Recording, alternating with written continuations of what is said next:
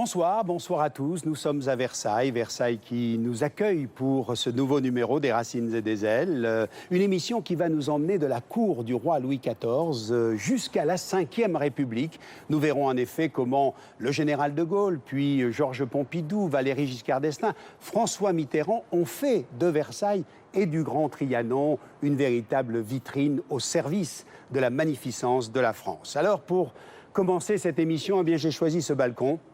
C'est le balcon de la Chambre du Roi autour duquel tout s'organise. C'est aussi le balcon où sont apparus pour la dernière fois ici à Versailles Louis XVI et Marie-Antoinette devant une foule en colère. C'était le 6 octobre 1789.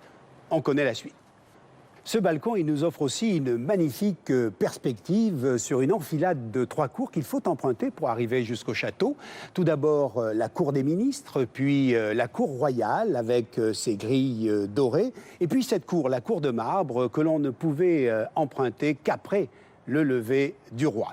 Alors Louis XIV, vous le savez, c'était un monarque absolument passionné par les jardins. Les jardins, ils se trouvent de l'autre côté de la chambre du roi. Nous allons les découvrir ensemble. Le temps de prendre connaissance du sommaire de l'émission.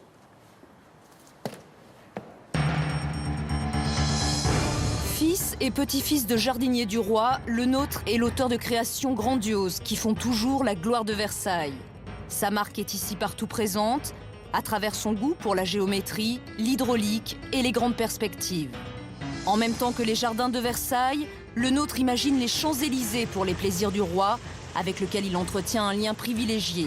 Le roi a confiance en le nôtre. Grand architecte, le nôtre crée aussi à Saint-Germain-en-Laye, où il conçoit l'extraordinaire grande terrasse longue de 2 km, et à Sceaux, au pied du château où se déploient ses broderies végétales.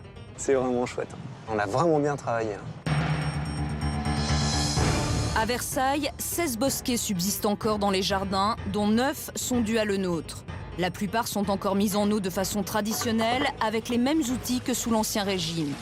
Là, c'est le coffre à clés avec les fameuses clés lyres qui sont d'époque. Détruit, puis abandonné, voici le majestueux théâtre d'eau, reconstitué pour la première fois en images de synthèse. Dans un an, ce lieu abritera un jardin contemporain composé de 3 grandes sculptures fontaines en perles de verre. J'ai hâte d'être dans quelques mois. Une création originale du paysagiste Louis Bénèche et de l'artiste Jean-Michel Othoniel. Né du caprice d'un roi, le Grand Trianon est probablement le trésor le plus méconnu de Versailles. À l'époque, Louis XIV rêve d'un palais de flore résolument voué au plaisir et à la détente. Jules Hardouin-Mansart imagine ce bâtiment en marbre rose, de plain-pied, avec en son cœur un péristyle. C'est vraiment un luxe absolu. Plus tard, Napoléon en fait sa résidence de campagne. Vient alors une longue période de désaffection avant que le général de Gaulle ne le remette au goût du jour à coups de grands travaux. Pendant 25 ans, le Grand Trianon accueille chefs d'État et de gouvernement du monde entier. Nous sommes de vieux amis qui se lancent ensemble dans une entreprise nouvelle. Dans une aile du bâtiment fermée au public, le bureau et les appartements du général témoignent encore de ce temps glorieux. Ces jardins de Versailles sont particulièrement à l'honneur cette année avec une grande exposition sur André Le Nôtre. Le Nôtre, c'est ce génial créateur dont nous allons faire plus ample connaissance dans un instant. Auparavant, un mot sur les 2 sculptures qui ont retrouvé leur place de part et d'autre de la grande perspective. Il s'agit de 2 sculptures de Pierre Puget. Alors Puget, c'est un artiste marseillais, c'est un des grands artistes sous le règne de Louis XIV. Alors celle-ci est particulièrement intéressante, c'est une méditation sur l'homme et plus précisément sur l'orgueil des hommes. Elle met en scène un athlète grec qui s'appelle Milon. Milon n'est plus tout à fait jeune, il est vieillissant, mais il veut encore tester sa force et pour cela, il pense pouvoir trancher un arbre avec sa main. Malheureusement, le coup porté n'est pas assez puissant et la main, vous le voyez, reste prisonnière du tronc. Et à ce moment-là, une bête sauvage arrive, c'est un lion qui commence à le dévorer. Milon se tord de douleur, il est vaincu par la vanité. Mais ce qu'il y a de plus étonnant encore, c'est que cette sculpture ait été acceptée par le roi Louis XIV ici parce qu'elle montre un aspect éphémère de la gloire humaine, celle d'un athlète et pourquoi pas celle d'un roi. Alors ces sculptures, elles ont une place de choix. Elles sont à l'entrée du tapis vert dessiné par André Le Nôtre. Le Nôtre, c'est un homme aux multiples talents, jardinier, architecte, décorateur, urbaniste. C'est un magicien de l'espace. Que ce soit ici, à Versailles, au domaine royal de Saint-Germain-en-Laye ou dans le parc de Sceaux, il transforme les rêves en réalité, comme va nous le montrer Hélène Frandon.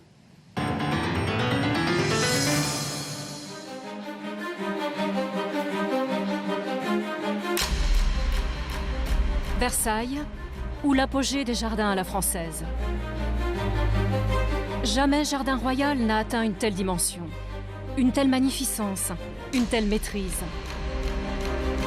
Il a été réalisé avec des moyens financiers et humains colossaux.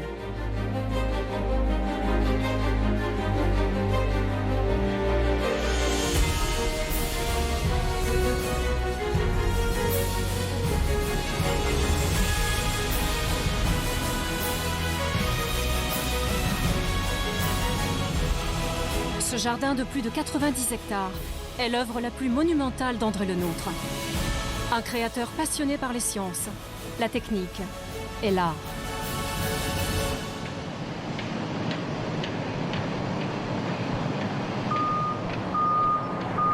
Mars 2013, au sud du parc, près de la pièce d'eau des Suisses. Une ancienne allée royale conçue par André Le Nôtre est en pleine renaissance.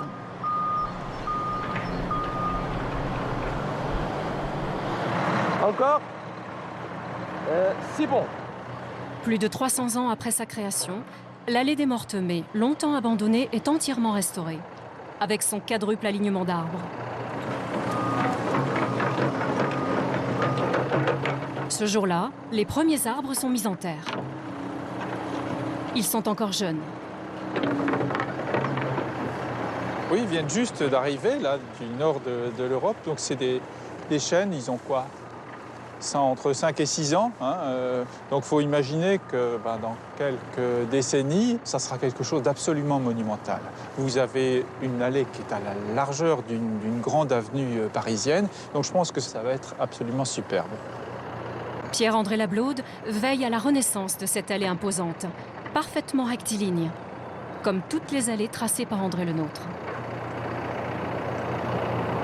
On peut dire que ces grandes allées du paysage de Versailles servaient absolument à rien, c'est-à-dire que c'est uniquement pour la beauté du geste, pour la composition du paysage. L'idée de Le Nôtre, c'est toujours dire la nature est désordonnée, chaotique, et l'homme est là sur Terre pour lui donner un ordre, pour lui donner une rigueur, et aussi pour en faire une œuvre d'art. Été 2013. L'allée des Mortemets est ouverte aux promeneurs et aux cyclistes. Elle fait aujourd'hui partie de Versailles Grand Parc, un domaine de 800 hectares qui s'étend tout autour du château.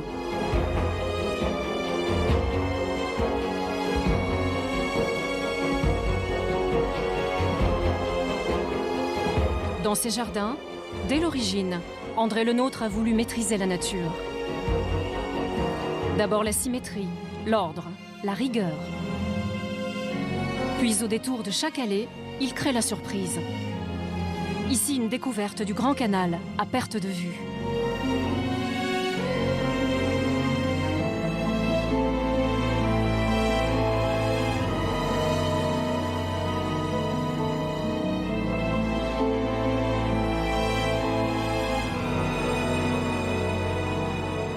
Le Nôtre joue avec les effets d'optique et de perspective, toujours à grande échelle. Il crée cette immense esplanade circulaire, rayonnante, au bout du Grand Canal, l'Étoile Royale.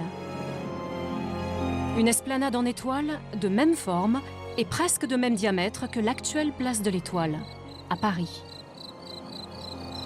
C'est ce que Pierre-André Lablaude et son équipe viennent de découvrir.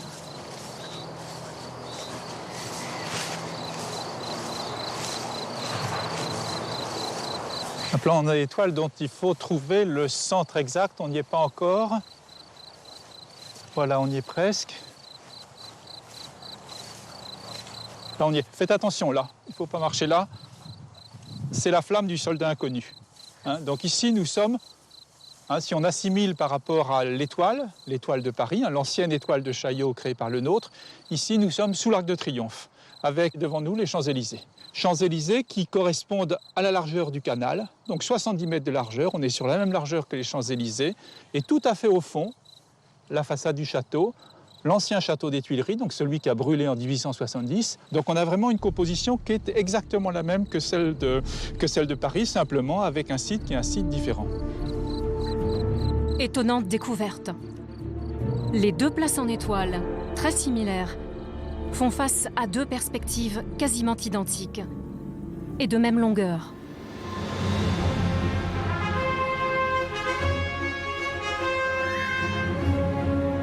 Placées sur un axe est-ouest, ces deux perspectives ont été créées par le nôtre à la même période.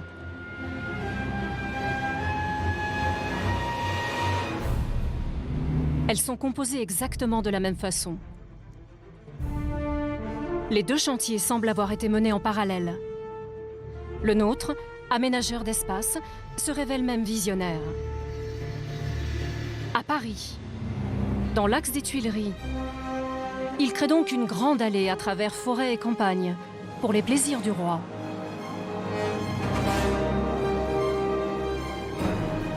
Elle donnera naissance à la plus belle avenue de la capitale, les Champs-Élysées.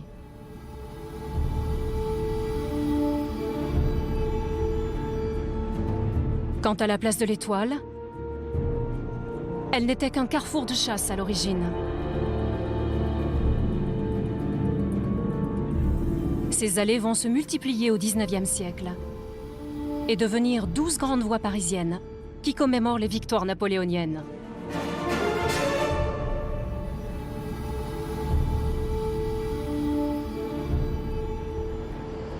Le plan en étoile, c'est un motif d'aménagement du territoire. C'est aussi quelque chose qui est fait pour ménager des vues, ménager des perspectives. Mais toujours cette volonté d'ouvrir vers le fond du paysage jusqu'à l'horizon.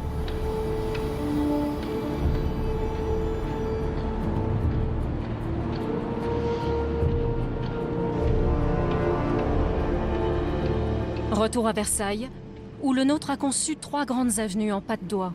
Les avenues de Paris, de Sceaux et Saint-Cloud. Elles mènent jusqu'au château de Versailles.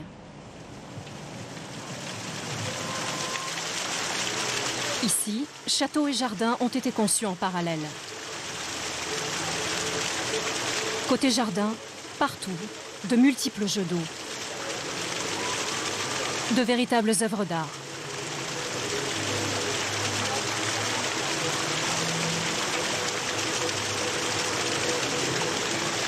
Pour le nôtre, un défi technique sans précédent. Une quête de la perfection. La preuve, sous le bassin de Latone, aujourd'hui en restauration. Ce bassin domine toute la grande perspective. Il est dédié à la déesse Latone. Conçu par André Le Nôtre, puis réaménagé par Jules Hardouin-Mansart, il est orné de statues de plomb doré. Grenouilles, lézards, tortues. Sous ce bassin, nous allons découvrir un monde caché.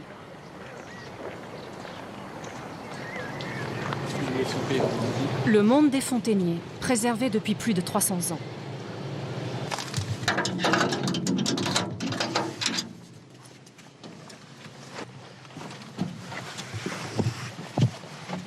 Ici, les galeries souterraines abritent un gigantesque réseau de tuyauterie, ainsi que de nombreux réservoirs.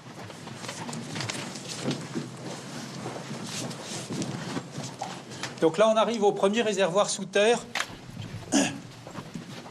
donc qui est côté sud,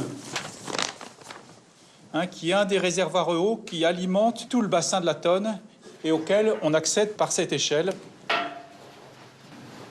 Toute cette partie souterraine, elle fait aussi partie de l'œuvre de Le Nôtre, c'est-à-dire qu'il y a un tel souci de la perfection que même ce qui ne se voit pas est quelque chose d'extrêmement raffiné, avec des voûtes. Vraiment, le réservoir, c'est comme une cathédrale qui est faite uniquement pour être vue par les poissons. Peu à peu, les galeries s'enfoncent. Nous suivons les canalisations.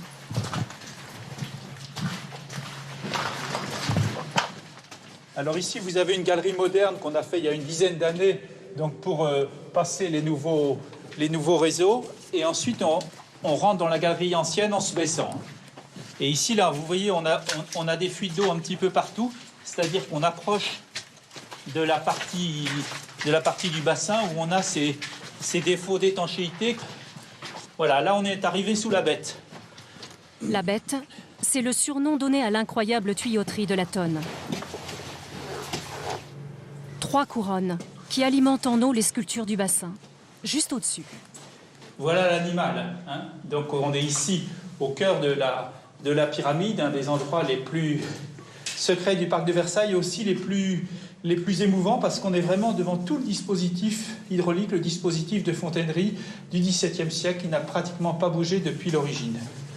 Ici, André Le Nôtre a fait intervenir les plus talentueux ingénieurs fontainiers, italiens et français.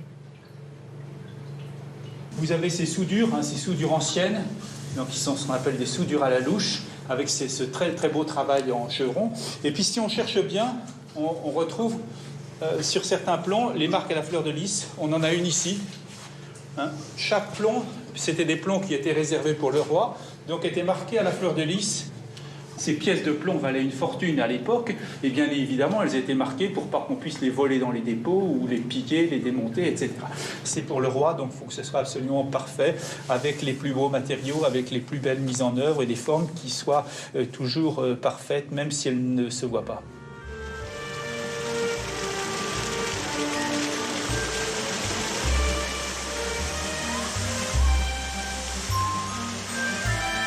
À Versailles, Le Nôtre et le roi partagent les mêmes passions. Passion pour les jardins, l'hydraulique, l'audace, la grandeur.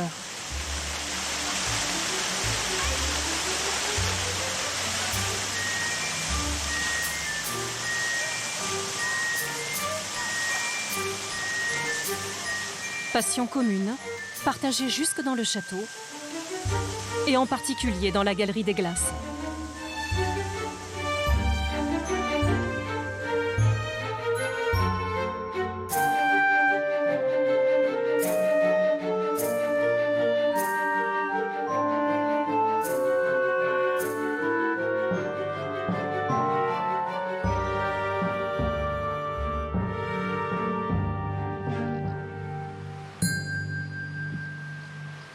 Ici, les miroirs reflètent les dorures, mais aussi les jardins. Des jardins monumentaux que Le Nôtre et le roi ont conçus ensemble.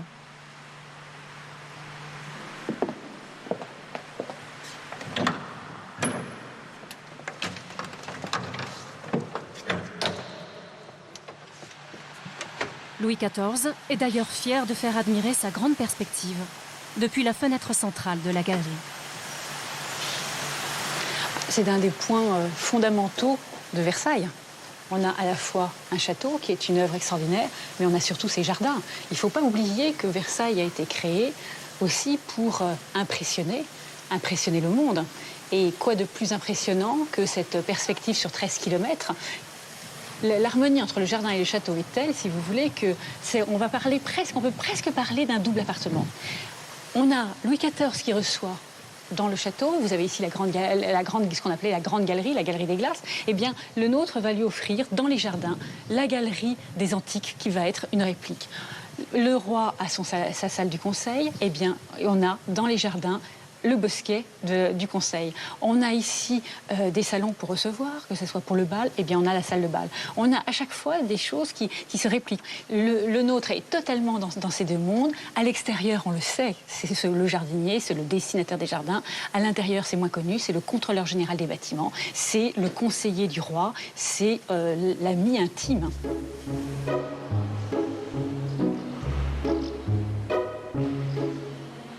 Un ami que le roi reçoit ici, dans ses grands appartements. Le Nôtre s'y sent même un peu chez lui.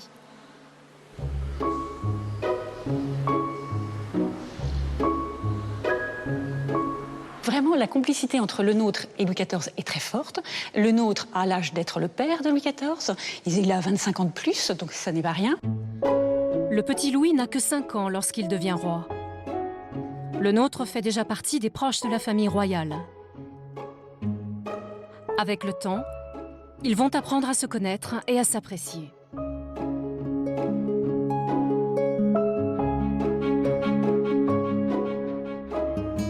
C'est une relation qui est simple. Le nôtre n'est pas quelqu'un de compliqué. C'est quelqu'un qui est intelligent, qui a surtout une très grande culture. C'est un passionné d'art, c'est un point commun entre les deux. Et du coup, leur conversation est quelque chose de naturel. Le roi a confiance en le nôtre. Ça, c'est un point très important. Il le connaît depuis toujours. Et ça, cette proximité fait qu'on va retrouver ce dialogue tout au long de leur vie. Juste à côté, une petite pièce témoigne de cette complicité.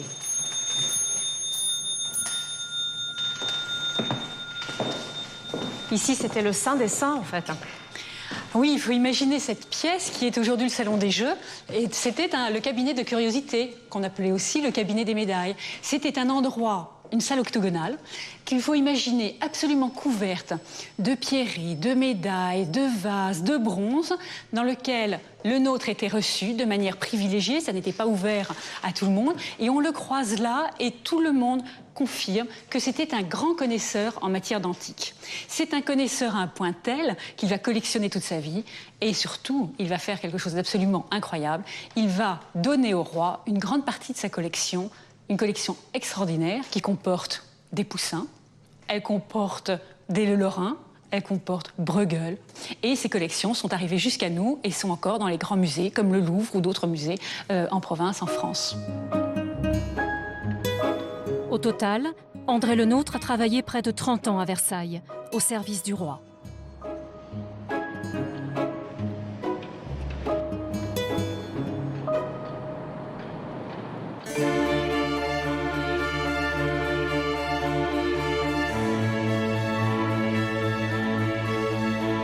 Parallèlement, c'est au domaine royal de Saint-Germain-en-Laye qu'il révèle un autre de ses talents. Il est ici non seulement paysagiste et aménageur d'espace, mais également architecte. Sur ce site, il édifie une œuvre unique. Une gigantesque terrasse, 30 mètres de large, plus de 2 km de long.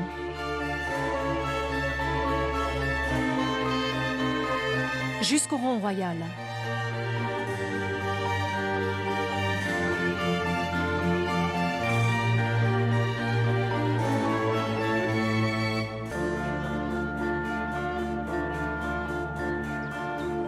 C'est assez curieux d'imaginer que l'on ait une promenade d'un seul tenant de 2,5 km. Imaginez-vous à l'entrée d'une piste d'aviation, par exemple, vous n'auriez pas forcément envie de faire tout le trajet de la piste. Or, en réalité, ici, on est à ce degré d'échelle. C'est-à-dire que, en théorie, et avec plein de guillemets, on pourrait presque faire atterrir un gros porteur sur la terrasse de Saint-Germain-en-Laye. Donc, voilà. Ce projet très coûteux, André Le Nôtre a dû batailler pour le réaliser. D'énormes travaux de terrassement avec des outils rudimentaires, près de 55 000 m3 de pierre de taille, et au final, pour les promeneurs, un choc visuel.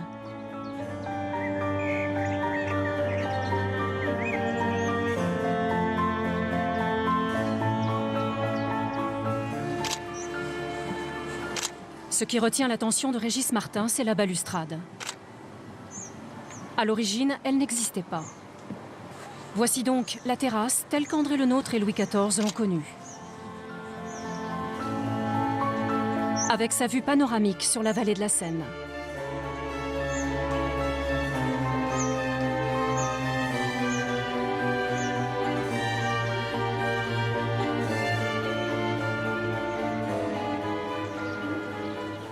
C'est une terrasse gigantesque avec toute la cour qui peut s'y déployer. Donc le roi, dans sa majesté, est au milieu de ses courtisans. Il y a un projet politique derrière de Louis XIV. Et Le Nôtre, il offre finalement à Saint-Germain quelque chose qui est une perspective totale. C'est-à-dire que Louis XIV ne regarde pas un point à l'horizon, il regarde l'ensemble de l'horizon. Ici, le roi ne contemple pas son jardin, il domine son royaume. André Le Nôtre a donc offert au roi un belvédère monumental, à la fois simple et audacieux. Ici, c'est la fin de la terrasse. Oui, vous êtes devant le Rond Royal, un endroit extrêmement sobre, pas de statues, pas de motif architectural particulier, mais simplement l'achèvement avec une grande sobriété de la terrasse.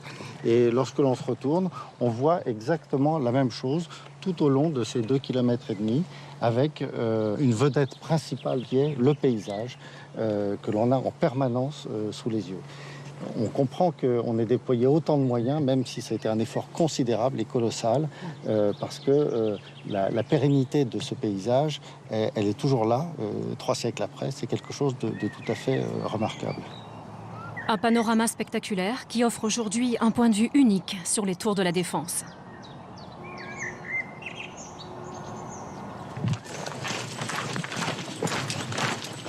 Au bout de cette même terrasse, 4 sapeurs-pompiers spécialisés dans les interventions en milieu périlleux. Leur mission, explorer sous la terrasse une carrière historique, celle qui a fourni les pierres pour l'œuvre de Lenôtre. Faites gaffe aux pattes, hein, les gars. À l'abri des regards, une entrée discrète, moderne, a été aménagée. La carrière, abandonnée et dangereuse, est strictement interdite. Ok, nous on suit derrière, on assure.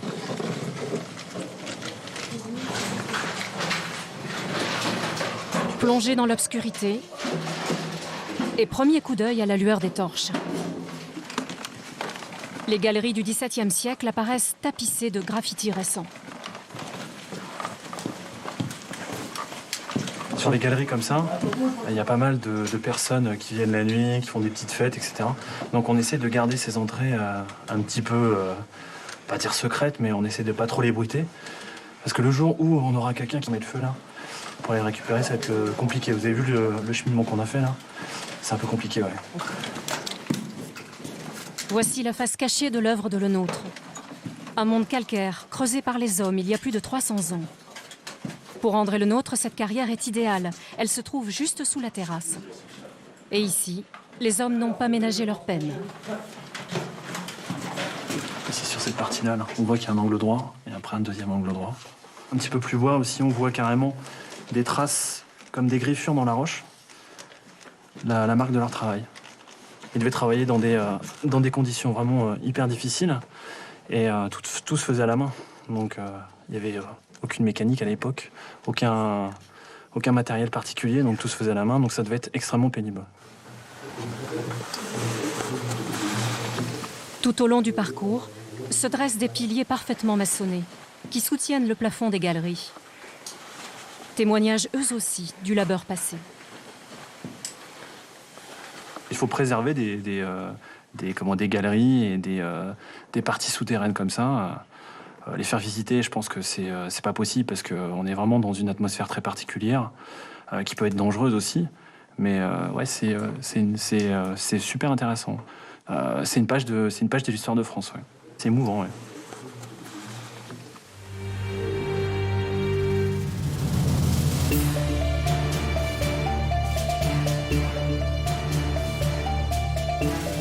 Finalement, de jardin en jardin, André Lenôtre s'affirme comme un véritable artiste. Voici le parc de Sceaux, dans les Hauts-de-Seine.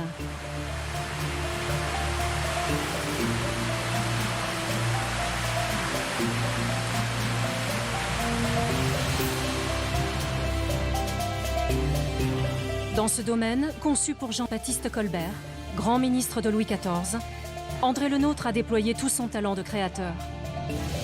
En particulier au pied du château, où il conçoit d'immenses parterres. Ces broderies, disparues à la Révolution, sont en cours de restauration. Une longue année de travail.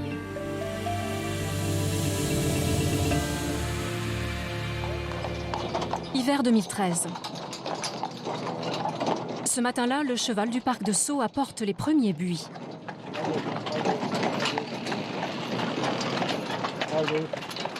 Sur le terrain, 45 000 buis doivent être plantés. Délicatement, à la main, un par un.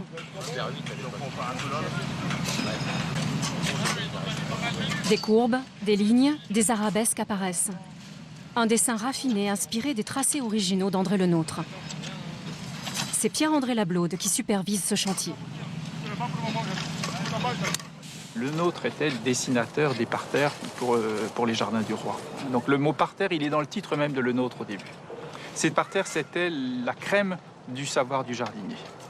Donc c'est un jardinier qui était capable à la fois de pratiquer le dessin, de pratiquer le nivellement, qui est quand même une discipline très complexe, les niveaux, etc., et de choisir les végétaux et de faire la plantation. Donc c'est le spectre le plus large du métier de jardinier. Ces parterres historiques sont aujourd'hui réalisés avec des outils modernes.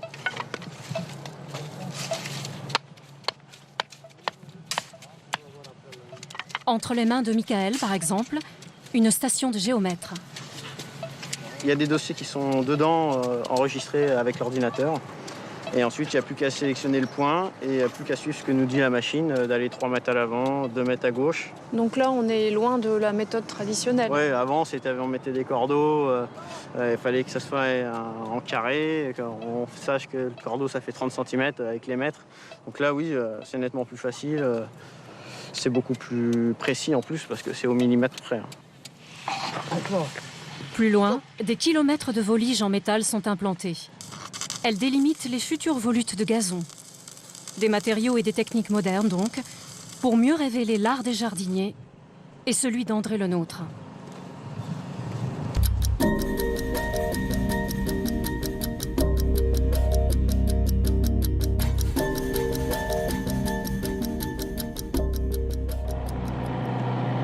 Dès le printemps, les ifs ont fait leur apparition. 250 jeunes ifs qui vont orner les 4 hectares de parterre. Et ici encore, pas de fantaisie.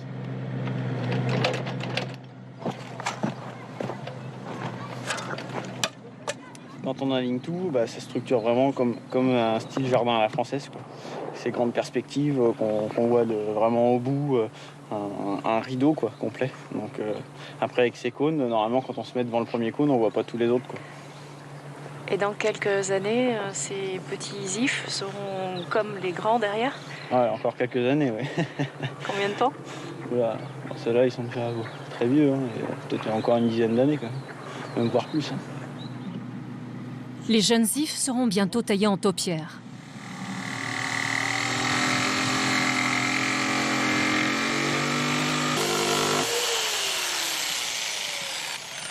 Pour cette taille traditionnelle, Michael utilise un gabarit.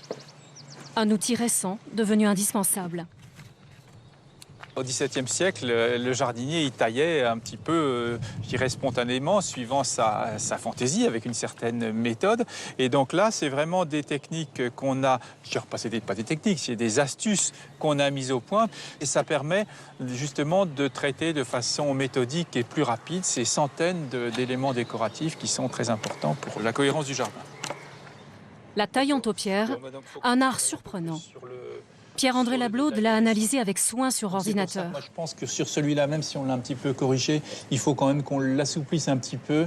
Il l'a aussi étudié sur des gravures et à cette occasion, il a fait une curieuse découverte. On arrondisse encore plus la courbe. Ça, c'est une planche qu'on a identifiée l'année dernière. C'est que ces formes très amusantes étaient faites au prix d'un véritable travail de torture du végétal. C'est-à-dire qu'on voit très bien ici, vous voyez un if qui est attaché à 2 poteaux avec une corde au cou pour l'obliger à se courber. Le document est surprenant, mais très révélateur. Ça, c'est l'autre face de Le Nôtre. C'est celle qu'on a voulu oublier un petit peu en faisant de Le Nôtre une sorte de pré-moderne, alors que bien sûr il était moderne par certains points, mais il était aussi tout à fait dans cette esthétique baroque caractéristique de son époque.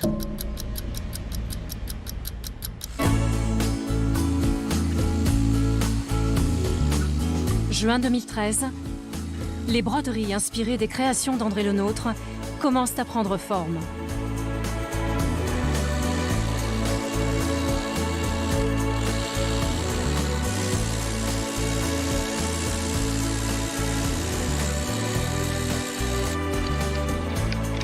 Elles se colorent aussi.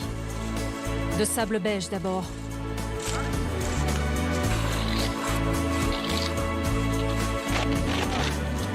puis de rouge. Un rouge minéral, la chamotte. Ou comment créer de la couleur sans planter aucune fleur. Une astuce utilisée au XVIIe siècle, lorsque les fleurs coûtaient encore très cher.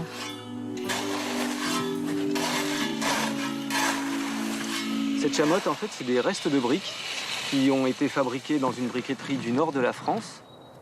Nous, on l'utilise comme contraste avec les végétaux pour faire des parties minérales.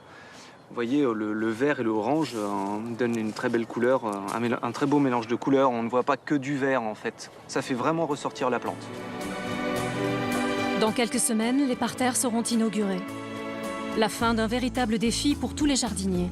Comme pour Cédric, le chef de ce vaste chantier. Il a 33 ans à peine. On va être fiers. Toute notre équipe va être fière quand on aura fini. C'est un gros chantier. C'est un gros chantier. J'en aurai qu'un dans ma vie, je pense, comme ça. C'est surtout le nôtre, en plus, qu'il a dessiné. Donc il n'y aura que celui-là. Dans ma vie, il n'y aura que celui-là.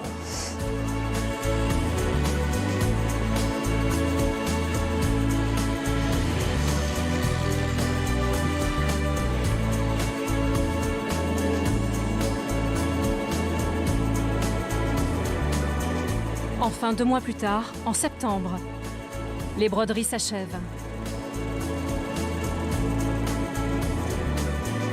Après une année de travail, Cédric, le jeune chef de chantier, va pouvoir accomplir son souhait.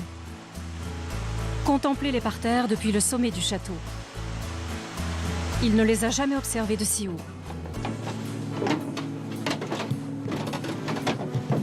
Pour lui, la découverte est de taille.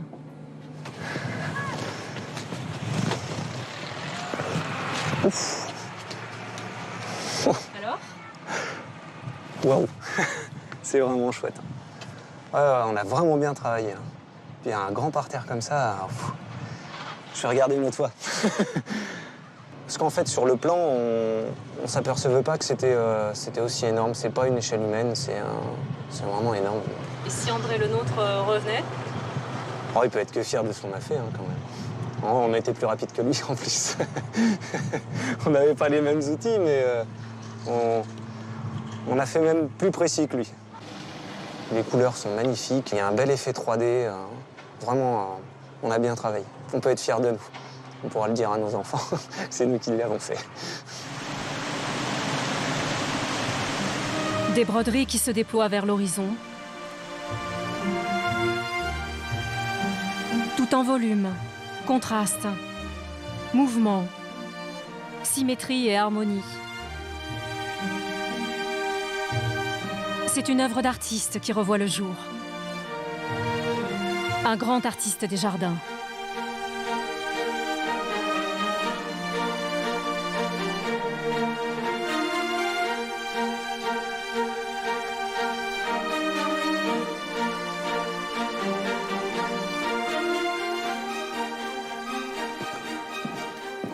Voilà, retour au château de Versailles pour découvrir ensemble une pièce magnifique, c'est la chambre de la reine. Toutes les reines ont d'ailleurs occupé cette pièce et la dernière en date, c'est Marie-Antoinette, dont on voit ici au plafond l'emblème, l'aigle à 2 têtes. Alors cette pièce, elle est très importante parce que c'est dans cette chambre que les reines donnaient naissance aux enfants de France. Ici sont nés 19 princes et princesses et à l'époque, l'accouchement se faisait en public choisi bien évidemment. Cette pièce, elle a été entièrement restituée telle que Marie-Antoinette la quitte précipitamment ce fameux 6 octobre 1789 pour échapper aux émeutiers qui ont envahi le château et qui sont déjà dans la salle des gardes. Elle fuit par cette petite porte pour retrouver le roi.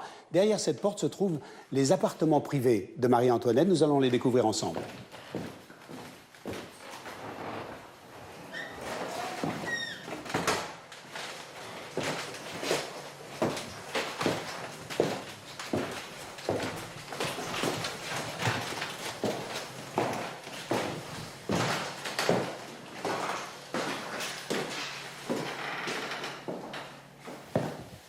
Ces appartements privés de Marie-Antoinette sont beaucoup plus intimes que sa chambre. En fait, c'est une succession de petites pièces à taille humaine et parmi ces pièces, un véritable bijou.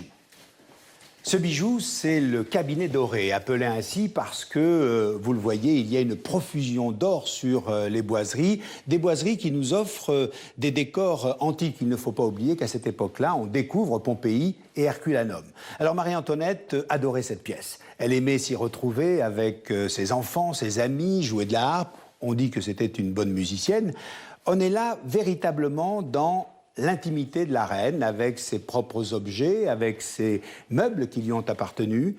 C'est une très très belle restitution qui a été faite par les équipes de Versailles sous la direction de Béatrix Saul. Béatrix Saul que nous rejoignons dans la bibliothèque de Marie-Antoinette. Béatrix Saul, voir le cabinet doré ainsi restitué, c'est à la fois impressionnant, on imagine le travail, et j'ai envie de dire très émouvant. Alors comment se passe une restitution? Alors nous travaillons sur les bons meubles à la bonne place, ça c'est l'état idéal, et nous travaillons, et nous sommes obligés de le faire, sur ce qu'on appelle des équivalences, c'est-à-dire des meubles qui ont appartenu soit à d'autres résidences royales, soit à d'autres personnes de la famille royale, mais qui assurent une cohérence d'ensemble, parce que nous sommes très très attentifs à ce qu'il y ait une cohérence entre les décors et tout ce qu'il y avait dans la pièce, avec bien sûr les inventaires. En ce qui concerne le cabinet doré, tout le mobilier a appartenu à Marie-Antoinette, mais n'était pas forcément dans ce cabinet-là. Exactement, le cabinet doré est un bon exemple, parce que tous les sièges sont les bons sièges. Ils étaient là. Ils étaient là. En revanche, la commode, elle vient de la chambre de Marie-Antoinette à Marly. La commode de Lac qui était là est au Metropolitan Museum. Et le secrétaire, la table? Alors, la table, elle, vient du hameau de la Reine, donc un lieu qui était aussi luxueux par équivalence, parce que le hameau de la Reine était dit rustique, mais il y avait un raffinement extraordinaire, c'était les meubles les plus raffinés, et donc on est au même niveau de richesse entre le hameau de la Reine et le cabinet doré. Il y a encore des pièces, des endroits à découvrir ici, à Versailles? Il y a encore des pièces et des endroits à découvrir à Versailles. Et tout récemment, j'étais encore là dans la sacristie de la chapelle et il y avait un panneau sculpté sur un côté que je n'avais encore jamais remarqué, qui est une qualité de sculpture absolument extraordinaire. Et je dirais que je suis à Versailles depuis presque 40 ans et je découvre toujours des choses nouvelles. Et alors des pièces, peut-être pas des pièces, mais des éléments de décor, assurément. Quant à la connaissance de Versailles, je dirais que c'est pas l'affaire d'une vie, c'est l'affaire de plusieurs vies et on n'arrivera jamais à épuiser le sujet. En tout cas, il y a un endroit qu'il faut absolument découvrir à Versailles, c'est le Grand Trianon. C'est ce que nous allons faire avec Katia Chapoutier.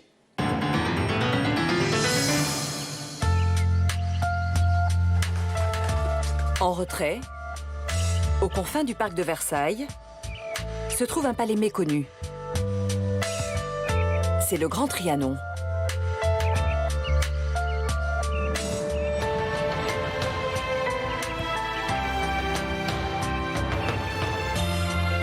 Pourtant, rois, empereurs et présidents ont écrit ici certaines des pages les plus intimes de leur histoire.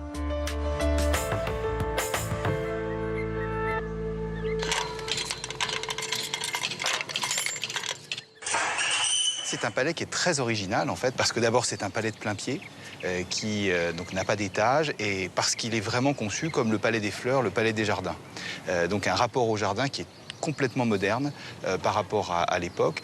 Et puis c'est un palais aussi polychrome avec non seulement la pierre mais également le marbre blanc, le marbre rose de Languedoc, le marbre de Campan, des marbres français. C'est à la fois simple mais en même temps très majestueux comme tout ce que Louis XIV projetait.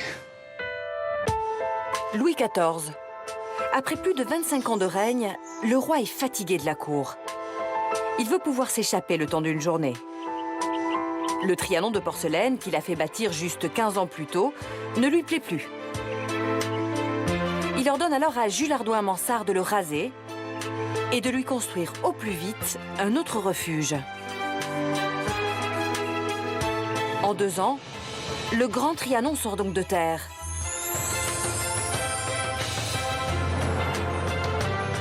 C'est un palais joyeux, coloré et construit au plus près de la nature.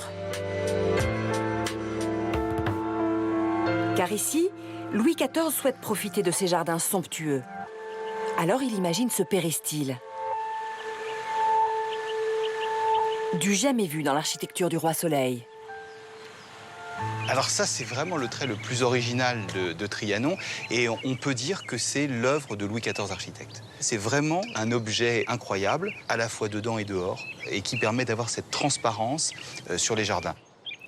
Mais même lorsqu'il veut faire petit, le roi voit grand.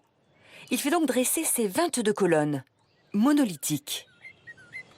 Chaque colonne fait à peu près 6 mètres de hauteur, ça pèse à peu près une dizaine de tonnes.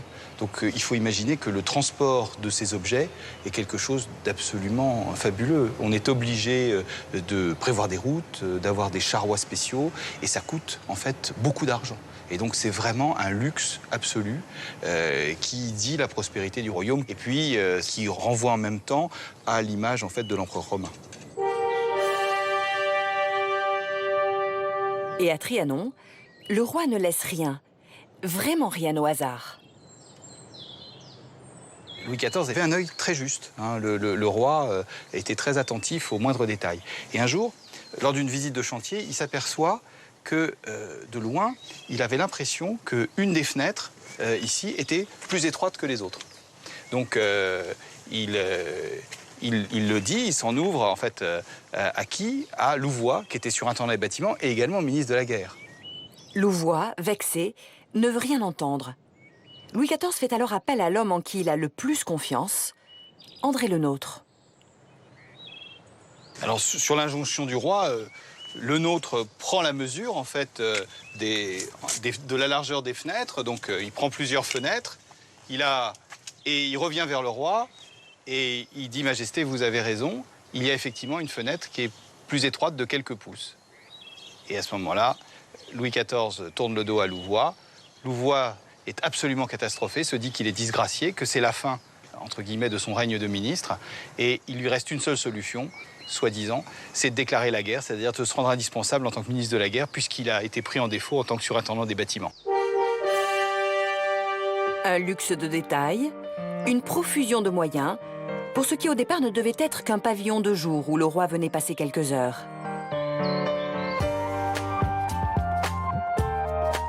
Mais très vite, Louis XIV s'en entiche et veut y séjourner plus durablement. Seulement rien n'est prévu pour. Dans ce palais, il n'y a principalement que des salons de réception. Alors Mansart imagine un subterfuge. Il transforme la chapelle en salle à manger. Il n'était pas question que le roi mange devant l'autel, donc on refermait les grandes portes qui sont ici. Hein, donc, vous voyez ces immenses portes, ici. Donc il suffit de refermer cela. Et on a ici donc un salon qui est banalisé en quelque sorte, dans lequel on peut faire autre chose comme activité. Un peu plus loin était installée la chambre du souverain. Frédéric Didier attire notre attention sur de nombreuses sculptures murales emblématiques de Trianon. Tout ça est entièrement sculpté dans du bois. Hein, donc ce ne sont pas du tout des morceaux rapportés, c'est sculpté dans du chêne. Donc c'est évidemment d'une qualité merveilleuse. En fait, imaginez ceux qui sculptent les ornements, j'allais dire pratiquement au kilomètre, hein, puisque chaque petite fleur, chaque petit fleuron qui est ici, l'effet de vannerie que vous avez ici, les baguettes avec les rubans enroulés, tout ça est entièrement sculpté à la main, évidemment. Hein. Toutes ces sculptures auraient dû être rehaussées à la feuille d'or. Mais l'histoire en a décidé autrement. Au moment où on décorait Trianon, en fait, on était en pleine guerre de la Ligue d'Augsbourg. C'est une période beaucoup plus difficile du règne. Et donc, c'était sans doute prévu pour être doré, ça ne l'a jamais été. Mais c'est finalement devenu un parti. Et Trianon est devenu plus moderne et plus léger, plutôt que le faste écrasant de Versailles. On a l'impression ici, j'allais dire, de respirer. Mais à Trianon, comme à Versailles, le roi cède à sa folie. Les miroirs. Il y avait cette capacité qu'avaient les glaces, les miroirs, de refléter en fait la lumière, aussi bien de jour que de nuit, puisque c'est le privilège des grands que de pouvoir ne pas se coucher avec les poules, mais de pouvoir vivre le soir dans les fêtes. Et donc On n'avait pas l'électricité, on avait uniquement des bougies pour s'éclairer, et grâce aux lumières, on doublait, on triplait, on quadruplait le reflet de ces bougies. Ici, les invitations sont nominatives. Une femme peut être conviée sans son mari. C'est tout le luxe de l'intimité du roi. On est dans les happy few qui accompagnent le roi. Et il n'y a pas en fait cette masse de la cour. Trianon, c'est un palais privé. C'est d'autant plus un palais privé que quand le roi fait Trianon en 1687, en fait il est veuf, donc il n'y a pas d'appartement de la reine à Trianon, il n'y en a jamais eu. Il y a donc ici une vie, alors non pas une vie bourgeoise, parce qu'évidemment l'étiquette est de règle, la déférence envers le roi, donc ça évidemment on ne se relâche pas. Mais je dirais la notion de cercle plus intime est évidemment ici.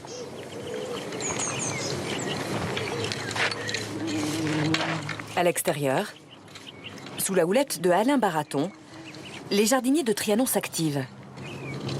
Leur objectif, recréer les parterres comme le roi les avait imaginés, avec des fleurs colorées, mais surtout rares.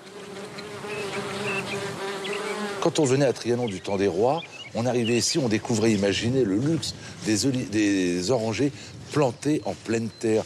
On découvrait là du raisin de Corinthe, quantité de plantes que des galériens avaient été ramassés sur le pourtour méditerranéen. Il y avait des types qui ramaient toute la journée pour que le roi puisse ici bénéficier de plantes qui venaient des régions chaudes. On veut, nous aussi, aujourd'hui, reproduire cet effet d'étonnement, de surprise et installer des végétaux qui sont, ma foi, peu connus du grand public. Avec ses jardins, Louis XIV voulait montrer à ses visiteurs qu'il pouvait dompter les saisons et même changer l'ordre du temps. Lorsque Louis XIV est dans son château, qu'il a reçu du monde, les parterres sont par exemple de couleur jaune. Il montre à ses invités importants la beauté de ses fleurs. Le dîner se passe merveilleusement bien et quand on ressort et qu'on redécouvre le parterre, il n'est plus jaune, il est bleu.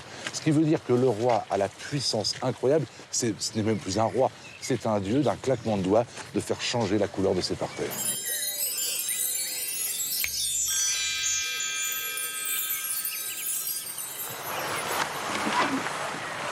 Un peu plus loin dans le parc, les jardiniers procèdent précisément à un changement de décor. Le principe est simple. Planter en pleine terre des pots en grès qui permettent de métamorphoser le jardin tout au long de l'année. C'est la première fois que je le fais et c'est assez particulier. On n'est pas tous capables de pouvoir le faire parce qu'il faut que le sol soit bien plat, soit bien tassé, il faut que tout soit à la même hauteur et c'est pas forcément évident non plus.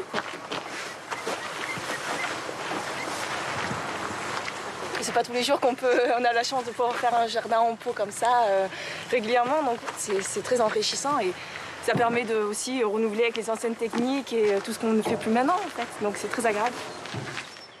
Dans ces pots en grès, on privilégie les bulbes, comme les frétillaires, les muscaris, les jonquilles, sans oublier la fleur la plus luxueuse, la tulipe. Il faut savoir que la tulipe a créé une économie incroyable. On parlait de tulipomania. Certaines tulipes, je dis bien à l'unité, s'échangeaient contre des carrosses. À Amsterdam, au XVIIe siècle, au tout début, on a échangé une tulipe, une seule, contre une auberge, le personnel, le matériel. C'était complètement dément. C'est si dément que Louis XIII va interdire la spéculation sur la tulipe. Alors sous Louis XIV, la tulipe est redevenue à un prix normal, mais elle est encore très chère, donc très recherchée et très appréciée.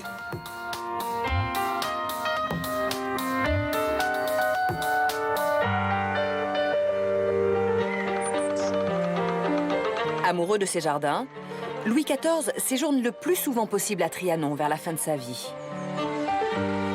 Et c'est là que le 11 août 1715, il ressent les premiers symptômes de la maladie qui va l'emporter 3 semaines plus tard.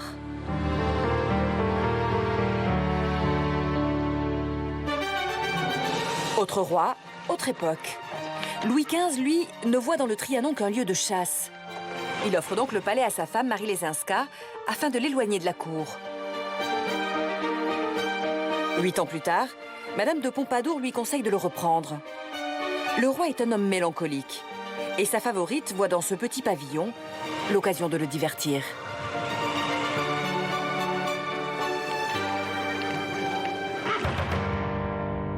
En revanche, Louis XVI y vit un drame familial. C'est là que meurt sa fille, Madame Sophie. Il n'y reviendra plus.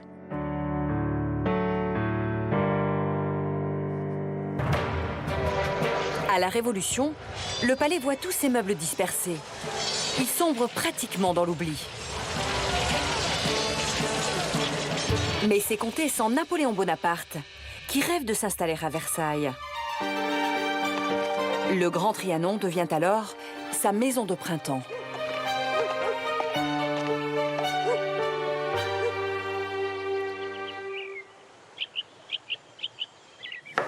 Dans les sous-sols de Trianon existe un lieu unique, l'atelier de Régis Gouget. Il est d'horreur. Vous avez vu la finesse des feuilles? C'est dingue. C'est plus fin qu'un papier à cigarette. Il faut la dominer. Si vous la dominez pas la feuille, elle vous domine après. Ces jours-ci, il restaure 18 ployants impériaux. Dernier lustrage avec une boule de coton, sous l'œil attentif de Jérémy Benoît, le conservateur. C'est très bien, faut pas toucher. Oui, il faut pas que ce soit trop bruyant. Non, on y va. Vous le prenez bien par le bois en dessous, hein, pour pas appuyer non plus sur les garnitures anciennes. Hein. Oui. On y va. Direction, l'un des salons les plus spectaculaires du Grand Trianon. Dépêchez-vous parce qu'il ne faudrait pas qu'ils prennent trop le soleil. Voilà. Bah oui, je crois que ça sera très bien. On va bien le centrer. Et puis voilà. Voilà. Alors ici, nous sommes dans le salon des malachites. C'est son nom en raison de ces grandes malachites vertes, donc des pierres de l'Oural qui avaient été offertes par le tsar Alexandre Ier à Napoléon en 1808. Cadeau très prestigieux, hein, qui a été exposé devant les Parisiens au Palais des Tuileries et qui se sont révélés un peu trop petits pour les immenses salles du Palais des Tuileries. Donc en 1811, Napoléon les a fait placer ici à Trianon. Ces œuvres sont si précieuses que Napoléon les choisit pour son grand salon de parade, où il reçoit les visites importantes. On retrouve une sorte de hiérarchie qui provient de l'Ancien Régime, naturellement, entre les sièges. Alors bien sûr, le canapé lui-même était réservé à l'empereur et à l'impératrice. Les fauteuils étaient réservés, eux, à la famille impériale. Hein. Quand ils étaient invités ici, on sait que, par exemple, que le roi Jérôme, le plus jeune frère de Napoléon, est venu à Trianon. Les chaises étaient destinées aux ministres et, en fait, les ployants étaient destinés aux dignitaires de l'Empire. Donc, ici, c'est une sorte, entre guillemets, si vous voulez, de salle du trône pour le palais de Trianon, qui reste un palais de campagne, malgré tout. Hein, pas du tout un palais officiel où on reçoit des ambassadeurs ou des rois alliés de la France et de l'Empire. Hein.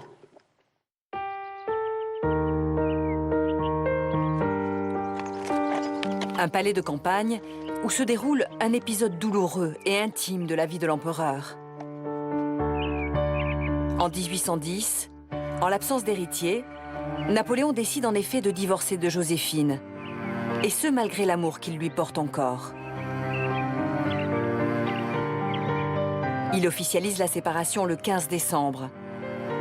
L'empereur en souffre terriblement. Il passe alors à Trianon un dernier Noël avec Joséphine. Quand il épouse Marie-Louise, c'est le temps d'une vie plus familiale. Il s'installe donc plus durablement au Grand Trianon. Voici sa chambre. C'est un Napoléon intime et un tantinet maniaque qui s'y révèle. Vous avez d'abord le lavabo, qui a été commandé par Napoléon lui-même en 1807. Il en avait assez d'avoir des trépieds. Hein. C'était un homme rapide, un homme pressé, qui n'avait pas de temps, qui était un militaire en plus un peu brusque. Les trépieds, évidemment, devaient tomber très facilement. Donc l'empereur commande à l'ébéniste Marcion, en 1807, un meuble dont il donne lui-même le diamètre de la cuvette, qui est fabriquée à Sèvres. Et c'est un meuble qu'il adopte immédiatement, qu'on retrouve dans tous les palais. Napoléon meuble à l'identique toutes ses résidences, par esprit pratique, mais aussi parce que l'empereur est un homme d'habitude. C'est sur ce type de guéridon que l'empereur déjeunait. Hein. Généralement, il mangeait extrêmement rapidement, en 10 minutes, hein, en buvant du vin de Chambertin, qu'il coupait d'eau parfois d'ailleurs. Il mangeait très souvent aussi du poulet maringot, hein, qui était son plat préféré, un plat un peu militaire, hein, comme avec toute une légende autour de ce plat. L'empereur souffre d'insomnie. Alors la nuit, il travaille sur ce superbe bureau. Je vais vous ouvrir donc ce bureau en arc de triomphe de la chambre de l'empereur, avec cette clé tout à fait extraordinaire que seul l'empereur avait, puisqu'elle a le chiffre N de Napoléon inscrit dessus. C'est très émouvant, on a l'impression de rentrer en ouvrant un meuble dans l'intimité de l'empereur, c'est bien évident. Alors évidemment, il n'y a plus rien, il n'y a plus de papier, il n'y a plus de lettres dans les meubles, mais malgré tout, nous faisons les gestes que l'empereur lui-même a faits. Donc c'est très étonnant. Donc voici le petit bureau qui se rabat et qui se tire et qui a des petits tiroirs d'acajou. Puis nous avons également les casiers qui sont dans les montants du bureau. Voilà. Donc ici, il y a des casiers de carton couverts de papier maroquiné. Et donc c'est dans ces casiers que l'empereur serrait ses lettres. Donc on peut parfaitement imaginer qu'une partie des lettres qui ont été écrites ici à Trianon pour refondre la Grande Armée en mars 1813 et mettre sur pied le plan de bataille de cette année-là, une partie au moins de ces lettres a pu être conservée dans ces casiers. Donc c'est quelque chose d'assez émouvant. Là, nous sommes vraiment dans l'intimité de l'empereur. À proximité, c'est un Napoléon à la pointe de la modernité qui s'exprime. Ceci est une salle de bain. Et c'est particulièrement rare pour l'époque. Donc là, vous avez l'état actuel de 1810 avec la baignoire qui est cachée sous forme de divan par un tissu vert. Voilà. Parce que ça ne se montrait pas, tout ce qui était strictement humain, c'était pas noble. Vous avez également un objet tout à fait incroyable que l'on a remis récemment, qui provient des réserves de Versailles. C'est la chaise d'affaires, donc comme l'on dit, de Napoléon. Donc, c'est un objet en acajou et bronze doré. Le style de l'empereur s'impose donc dans les moindres petits détails. Ici, dans son salon du Conseil, il tient à ce que l'Empire soit omniprésent. Avec sa cheminée ornée de bronze, ses trophées d'armes ou ses camées. Un salon qui abrite aujourd'hui encore un objet auquel l'empereur tenait particulièrement. Cet objet insigne, qui est une véritable relique impériale, c'est le fauteuil de bureau de Napoléon. Ce qui fait la qualité exceptionnelle de l'objet, c'est que celui-ci, en fait, a conservé son cuir d'origine. Alors on sait à peu près ce que l'empereur a pu faire assis sur ce fauteuil. En mars 1813, Napoléon fait son dernier séjour à Trianon. C'est le retour de la campagne de Russie, l'armée a disparu dans les neiges. Et donc c'est à Trianon qu'il met sur pied son plan de bataille de l'année 1813, qui va commencer avec de grandes victoires et qui va s'achever malheureusement à la défaite de Leipzig en octobre 1813. C'est extrêmement émouvant, quoi. Nous avons l'impression de prendre la place et de faire revivre le passé d'une certaine façon. Bientôt, c'est cet autre trésor napoléonien qui devrait faire revivre le passé à Trianon. Ceci est un kiosque tourné, un objet de curiosité. Ébène, loupe d'Alisier, ivoire. Pour réaliser cette œuvre d'art, le tourneur a utilisé les matériaux les plus précieux et les techniques les plus pointues pour faire honneur à Napoléon. Ces sculptures subtiles et fragiles ont miraculeusement survécu aux affres du temps. Récemment découvert dans les réserves de Versailles, il va être restauré et retrouvera bientôt sa place dans la galerie des Cotels, au Trianon.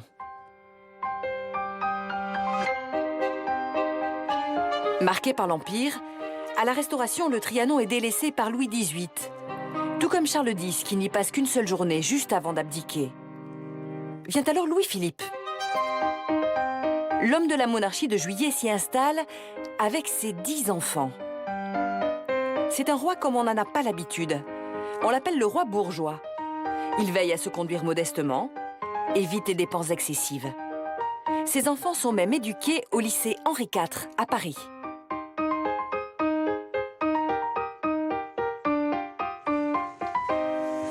Depuis quelques années, Jérémy Benoît tente de retrouver le mobilier de Louis-Philippe. Voilà, allez-y, messieurs. Donc vous allez en biais là-bas. hein, la petite porte qui est à côté des colonnes. Et voici sa dernière trouvaille. Une table de toilette ayant appartenu à une dame d'honneur de la reine Amélie. Aujourd'hui, elle va être réinstallée. Les nombreux appartements qui abritaient l'entourage de Louis-Philippe sont pour la plupart vides. Et Jérémy Benoît les remeuble au fil de ses découvertes. Voilà, c'est donc dans cette pièce. Bah, vous allez la mettre pour le moment ici, amener le marbre. Donc il a un sens, hein. Attention, ça doit être vraisemblablement pour le fond. Ouais, le trou. Ah bah le trou est là, pardon, le trou est là. Le mobilier est donc à l'image de Louis-Philippe, sans fioritures. Voilà. Voilà, et donc on va poser le miroir dessus, hein, tout simplement. Normalement, ça doit tenir. Il se visse facilement. Hein. Oui, oui, d'accord. Le meuble est complètement dans son jus, si j'ose dire, en palissandre incrusté de filets de laiton. Avec des roulettes, comme c'était déjà à la mode, le côté fonctionnel et pratique du mobilier d'époque Louis-Philippe. Hein. Côté un peu plus bourgeois, si vous voulez, de ce mobilier. Dans une période qui se veut de plus en plus démocratique, bien entendu. Donc tout cela est en harmonie. Le roi bourgeois, comme on l'appelait, Louis-Philippe également. Hein. Donc quelque chose de plus fonctionnel. Hein. C'était pas un roi qui régnait, c'était un roi qui travaillait. C'était très différent de l'Ancien Régime. C'était plus le grand goût royal des meubles sculptés extraordinaires du XVIIIe siècle. Ça a donc été très souvent considéré comme des meubles secondaires qui sont passés par la suite dans des appartements, des bureaux à Versailles, etc. Le temps ayant passé, maintenant ces meubles sont devenus quand même véritablement historiques. On redécouvre peu à peu Louis-Philippe également. Donc tout l'intérêt, c'est de remettre en valeur tout ce mobilier.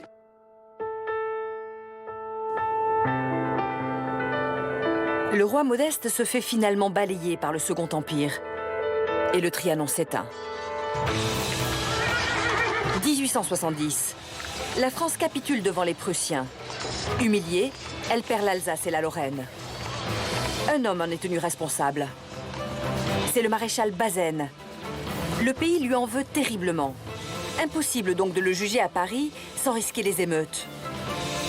On choisit alors d'installer le procès au Grand Trianon, dans le Péristyle.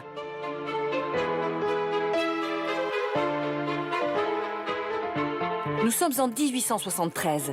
Les journalistes suivent le procès. Et grande première dans l'histoire de la presse, ce sont des pigeons voyageurs qui livrent les dépêches à Paris.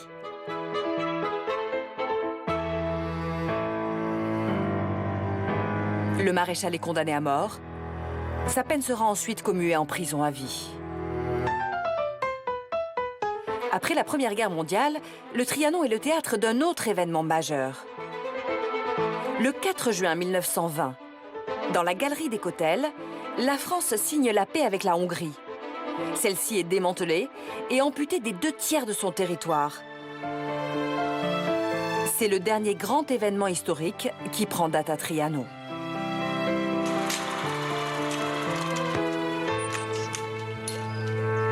Pendant 40 ans, le palais est à nouveau délaissé, presque oublié. Il doit sa renaissance à la venue d'un hôte exceptionnel en juin 1961 au château de Versailles.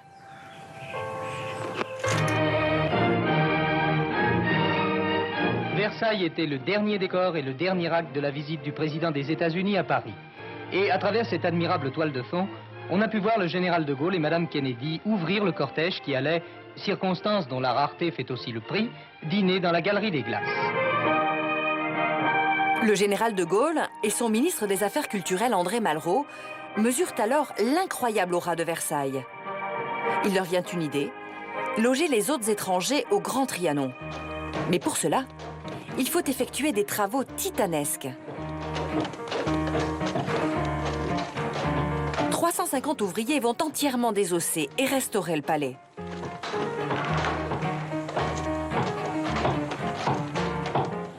Un chantier historique qui fait même l'objet d'un documentaire en couleur présenté au Festival de Cannes.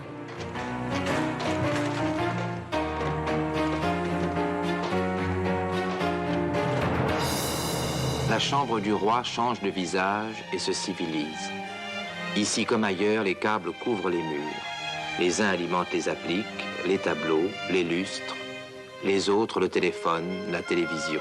Certains, encore libres, se réservent même pour les usages futurs. Et sous les pavés de Trianon, on installe le nec plus ultra des services techniques jamais imaginés pour un lieu historique. Une usine pour éclairer, ventiler, chauffer, climatiser le monument. Sa puissance est égale à celle de l'Opéra de Paris. Et le pupitre de commande est digne d'une série de science-fiction.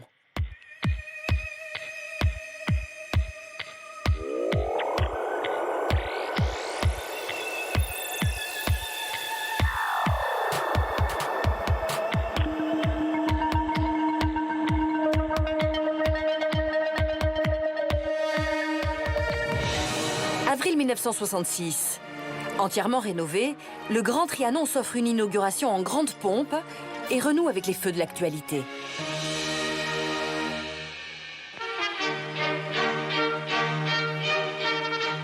L'inauguration officielle du palais du Grand Trianon, complètement restauré, a coïncidé avec les fêtes du tricentenaire de l'Académie des sciences.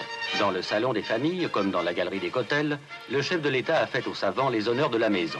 De sa maison, pourrait-on dire, puisque le Grand Trianon 1966 se trouve affecté à la présidence de la République afin d'y accueillir les souverains étrangers. Dans l'aile aux 2 étages, connue sous le nom de Trianon-sous-Bois et destinée jadis à la famille royale, se trouve la succursale champêtre de l'Élysée.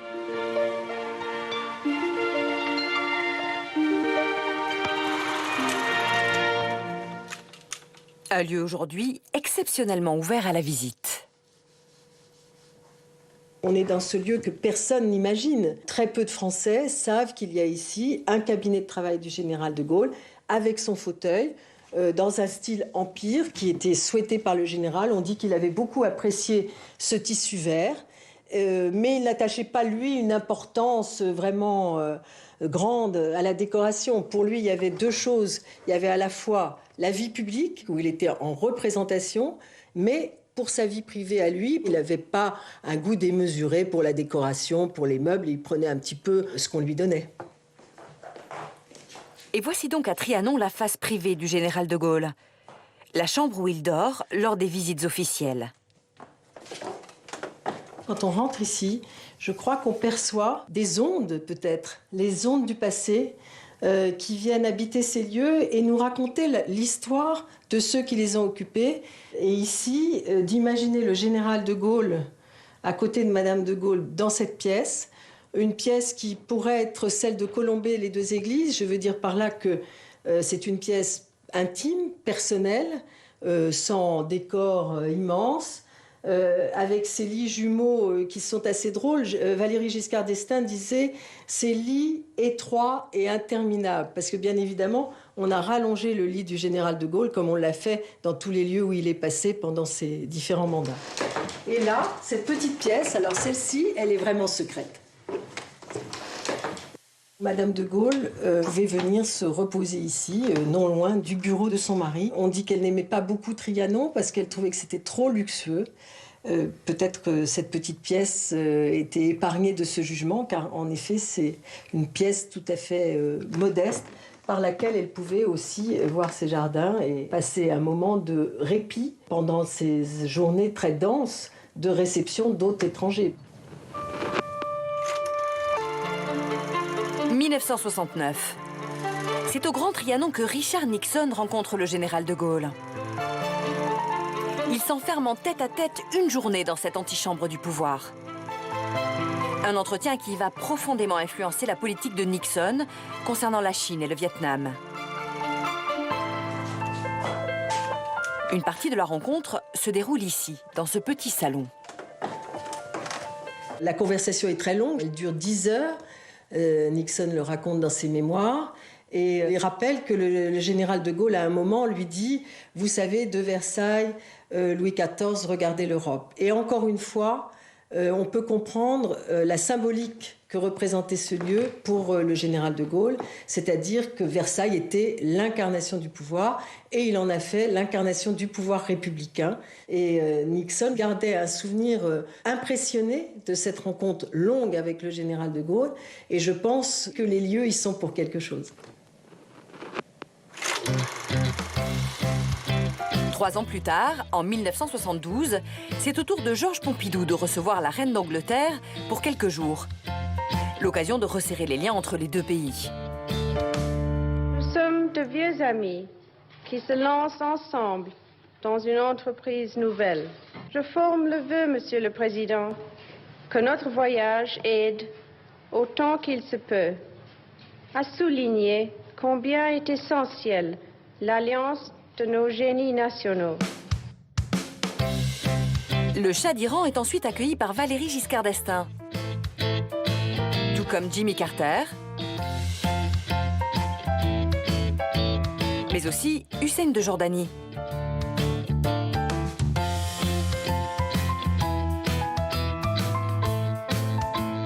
En 1992, François Mitterrand, premier président socialiste de la Ve République, reçoit quant à lui Boris Yeltsin.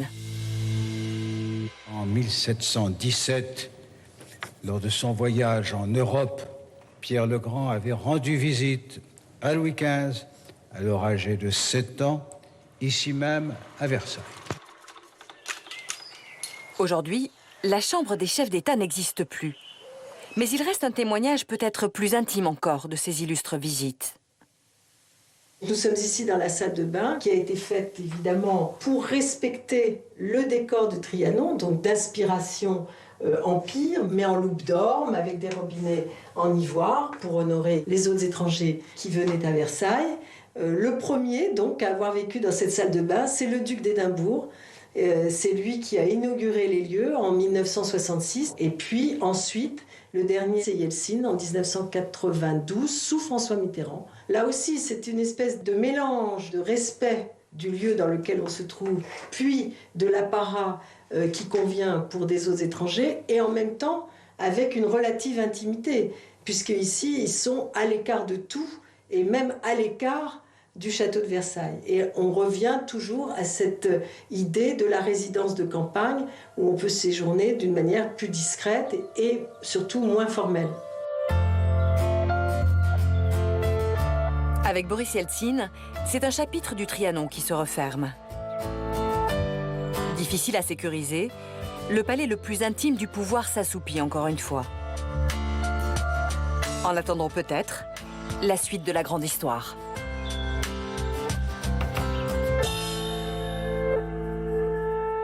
Catherine Pégard, merci de nous avoir ouvert les portes de Trianon-sous-Bois. Vous allez les ouvrir au grand public ? Je voudrais les ouvrir au grand public. Je voudrais les ouvrir au grand public pour 2 raisons. D'abord parce que c'est un lieu qui est totalement méconnu. Je crois que vous-même, vous ne saviez pas très bien ce qu'on allait y trouver. Et donc ouvrir le Grand Trianon, c'est à la fois montrer Napoléon, et puis c'est montrer dans cette aile de Trianon-sous-Bois le général de Gaulle, la vie d'une résidence présidentielle au XXe siècle. Et je crois que c'est ouvrir différemment à un autre regard le château de Versailles et ça me semble effectivement très important pour les Français mais aussi pour nos visiteurs étrangers qui en général pensent qu'il y a Louis XIV et Marie-Antoinette, peut-être même qu'ils pensent qu'ils sont mariés tous les deux et au-delà il faut leur montrer évidemment autre chose. Alors on est frappé ici de voir que Versailles n'est pas figé dans le temps. Il y a une ouverture sur la modernité. Cette cohabitation modernité et passé, c'est quelque chose qui est important pour vous ? Pour moi, c'est très important cette cohabitation parce que justement, c'est une cohabitation et pas une confrontation. Je pense que la création se nourrit du passé et que le patrimoine nourrit la création d'aujourd'hui et qu'on en a ici un exemple chaque jour. On en a à l'intérieur du château, bien évidemment, avec toutes les restitutions. Et puis, on l'a aussi dans les jardins où, à chaque fois, on s'aperçoit que les technologies d'aujourd'hui peuvent servir le regard que nous avons sur notre passé et peuvent même l'enrichir. On va continuer notre découverte des jardins et des bosquets de Versailles. Alors il y a une nouveauté, c'est la création d'un nouveau bosquet, celui du théâtre d'eau. Ça a été un choix cornélien pour vous ? Ça a été un choix très important pour le château de Versailles et effectivement, il s'est posé d'abord à mon prédécesseur Jean-Jacques Ayagon. Fallait-il restituer le bosquet du théâtre d'eau tel qu'il était sous le nôtre ? Sauf que sous le nôtre, il n'y est plus depuis Louis XVI. Donc il fallait retrouver les plans d'origine que nous avons, mais faire des travaux considérables. Ou alors est-ce qu'il fallait esquisser un geste contemporain dans ce bosquet ? Et le choix a été fait après décision d'un jury de demander au pays paysagiste Louis Bénèche, associé à l'artiste contemporain Jean-Michel Othoniel, de refaire ce bosquet, de recréer ce bosquet.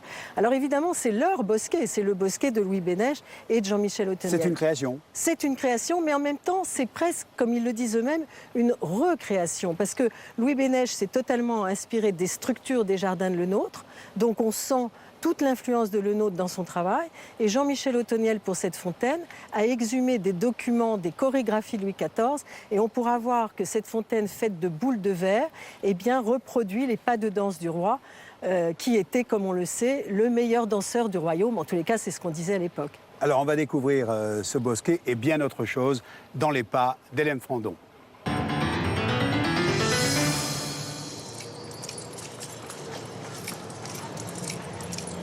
C'est le moment que Daniela Malnar préfère, le petit matin dans les bosquets. Ce jour-là, elle doit mettre en eau le bosquet de l'Encelade. Un dernier test avant le début des grandes eaux musicales. L'opération est menée discrètement, derrière les charmilles, dans les sous-bois.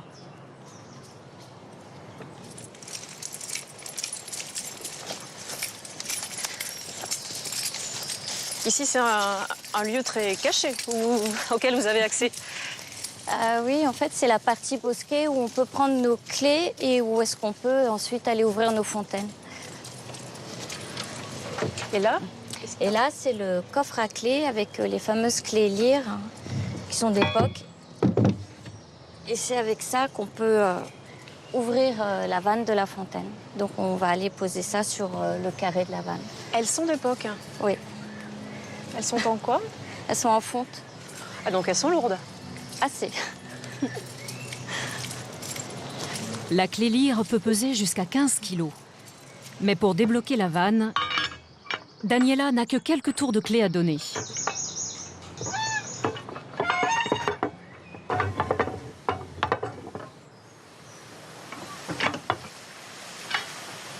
On a une influence sur la fontaine.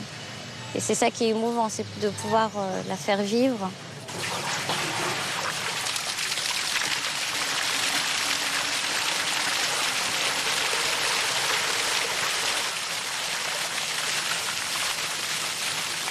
Il y a eu tout un travail des fontainiers à l'époque de Louis XIV, donc, qui ont voulu créer certains effets d'eau et créer une émotion à la vision de la fontaine. Lorsqu'on a Lancelade qui est ici, en fait, c'est un géant qui est en train de crier lorsqu'il est englouti dans ces rochers-là. Et le fait de voir l'eau jaillir et cracher et crier, on a vraiment l'émotion de ce pauvre géant. Donc le thème est rendu vraiment réel.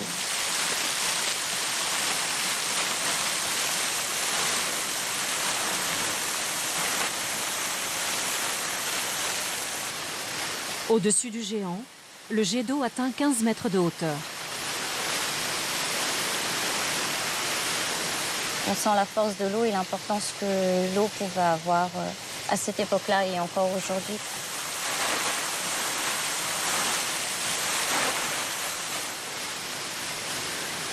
C'est vraiment magnifique, c'est rare les parcs où on arrive à créer ces effets d'eau. Comme on essaye de restituer des effets d'eau historiques, on a vraiment l'impression de participer à un vrai patrimoine et à une vraie histoire de l'eau et une vraie histoire de Versailles.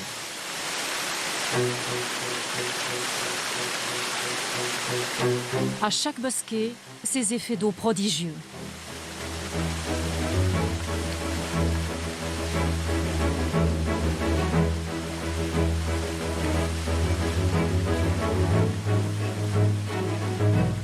Après Lancelade, voici le bosquet des Trois Fontaines, créé par Lenôtre et restauré en 2004. L'un des préférés de Louis XIV, avec son enfilade de bassins et ses jets en fleurs de lys.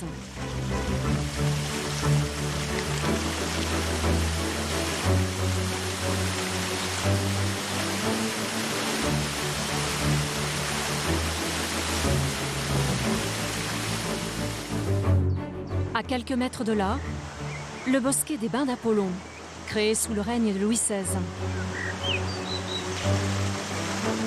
Ici, l'eau ne jaillit plus. Elle forme de véritables drapés au pied des statues de marbre.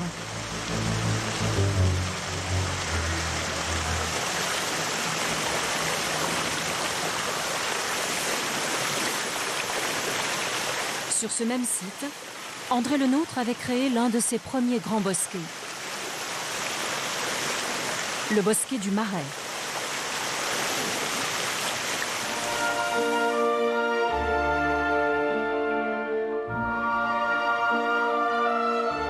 Un bosquet aujourd'hui disparu et pour nous entièrement reconstitué.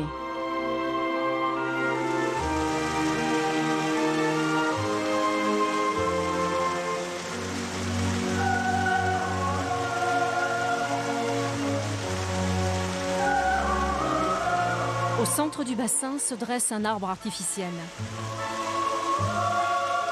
Ses branches laissent échapper un large parapluie d'eau.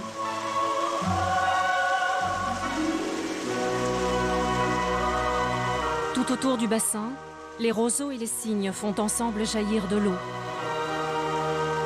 De même que les tables ornées de fleurs sculptées.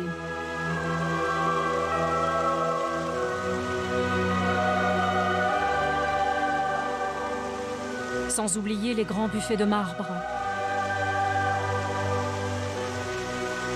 Un décor totalement détruit. Mais l'eau, elle, a continué de s'écouler dans tous les bosquets.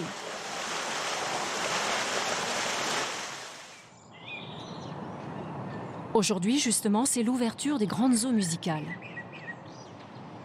Daniela arrive au bosquet de la salle de bal.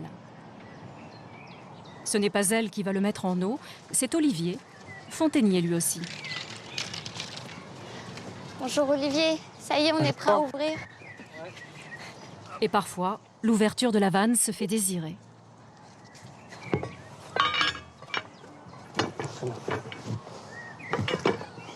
Alors, un peu vieille, attention à vous.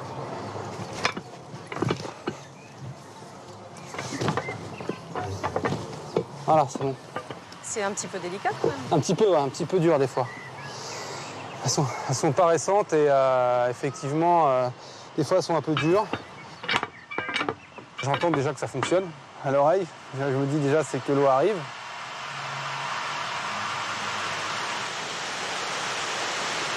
Donc vous faites jaillir la magie, c'est ça? Voilà. C'est surtout magique ce qu'ils ont créé à l'époque. Bon, pour nous aussi, ça le reste aussi. Mais pour eux, c'était surtout une grande prouesse, quoi.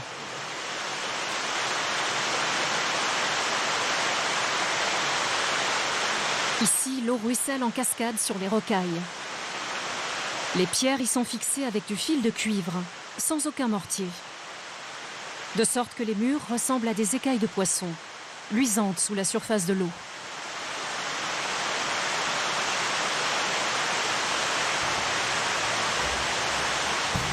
Ça a quelque chose de très joyeux, de très dynamique. En fait, ça va un petit peu avec la musique. C'est assez dansant. À l'époque, le roi dansait ici. Ici, il y avait une île en plus. Donc c'était une vraie salle de spectacle. Les orchestres étaient là-haut et les spectateurs étaient ici sur les buis. Donc c'est un vrai salon vivant où on pouvait vivre à l'extérieur. C'est un salon d'appartement de verdure.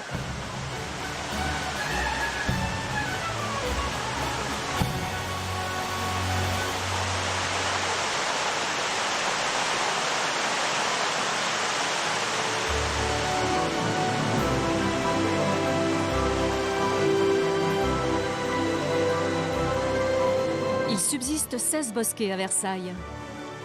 9 d'entre eux ont été créés par André Le Nôtre ou reconstitués d'après ses plans originaux. Ces bosquets avaient été conçus comme des lieux d'enchantement, des théâtres de plein air. 300 ans plus tard, grâce aux fontainiers, l'eau continue à s'y donner en spectacle.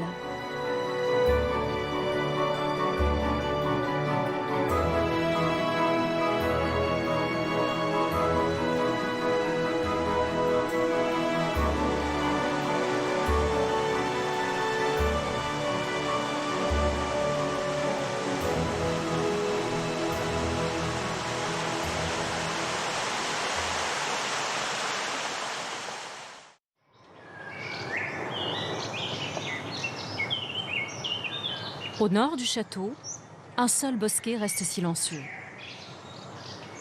Il est fermé depuis les années 90. À cette époque, 2 tempêtes ont dévasté le parc de Versailles, et ses bosquets plantés d'arbres. Le bosquet du Rond Vert est le plus touché d'entre eux.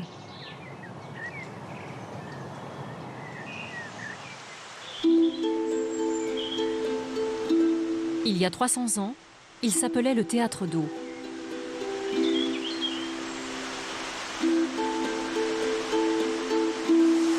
L'un des plus beaux bosquets jamais créés à Versailles. Pour la première fois, le voici restitué.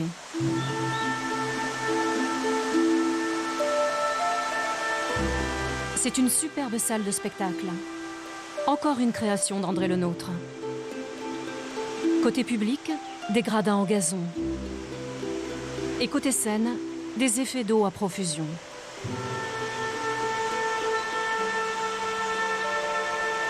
En guise de décor, 3 allées en perspective, parcourues de multiples jets.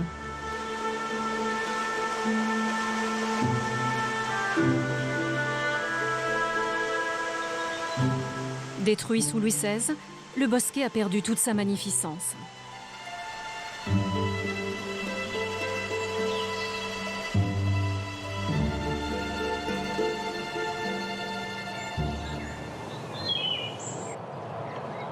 Ce matin de juillet, pourtant, le bosquet reçoit de la visite.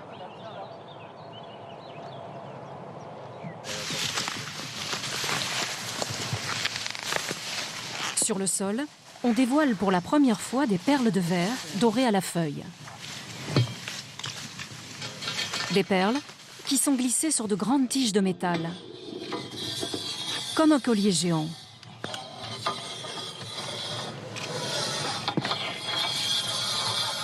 Un collier particulièrement précieux. Bon, c'est lourd, alors si jamais vous ne le sentez pas, on repose. Hein. Il y a là près de 100 kilos de métal, de verre et d'or. Okay. Alors attendez, je suis pas. Vous mettez d'abord dans les. Ouais. Voilà. Ok. Et voilà. Non, on n'y est pas descendu, donc attention, lâchez pas. Non, non. Jouez, jouez. Bon, on va y arriver là. Ok. Bon, ben voilà. Et voici qu'apparaît le premier prototype d'une sculpture fontaine, conçue par Jean-Michel Ottoniel. Ah, et puis un rayon de soleil là, c'est bon ça. Ben voilà. Cet artiste va installer ici des dizaines de volutes en perles de verre. Car le bosquet est en pleine renaissance. J'ai hâte d'être dans quelques mois. Il faut imaginer un jardin entièrement neuf, un jardin contemporain avec un énorme bassin qui va faire 140 mètres de long, sur lesquels seront posés les 60 éléments des fontaines. 3 grandes sculptures fontaines vont orner ce jardin moderne. À cette occasion, le bosquet retrouvera son nom d'origine, le Théâtre d'eau. Un hommage contemporain à l'œuvre de Le Nôtre.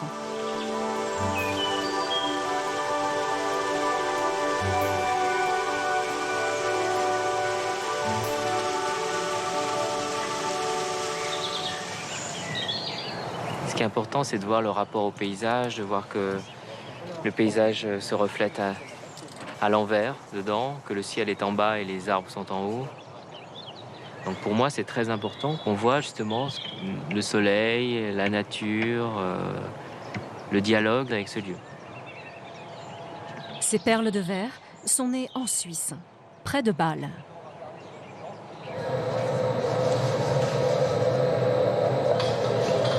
Jean-Michel Ottoniel a fait appel à un jeune maître verrier, Matteo Gonnet.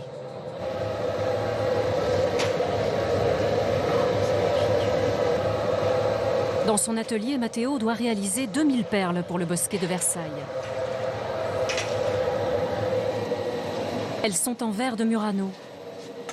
Un verre qui n'est pas soufflé, mais façonné dans la masse.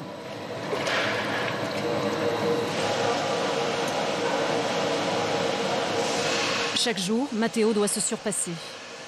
Aucune perle n'est identique. Il a même fallu inventer des formes nouvelles.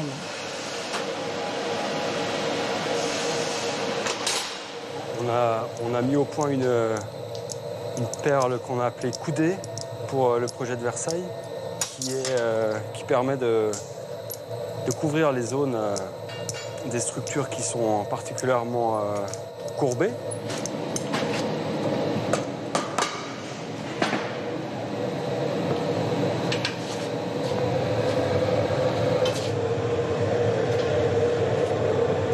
Ce que je trouve incroyable, c'est que ça nous met au niveau des artisans qui ont réalisé Versailles. Ce qui est intéressant pour moi, c'est ce même niveau de qualification pour être près de ces artisans incroyables. Toutes ces personnes dont on ne connaît certainement pas le nom, comme le mien, qui ont participé à la réalisation de ce monument. Là, la palpitation, en fait. C'est un moment complètement unique dans l'histoire des jardins, dans l'histoire de Versailles. Rien n'est trop beau, rien n'est trop exceptionnel. Donc il n'y a aucune... je pense qu'un projet comme ça, il n'y a aucune extravagance dans ce projet. Il y a au contraire, essayer d'être à la hauteur. C'est plutôt ça.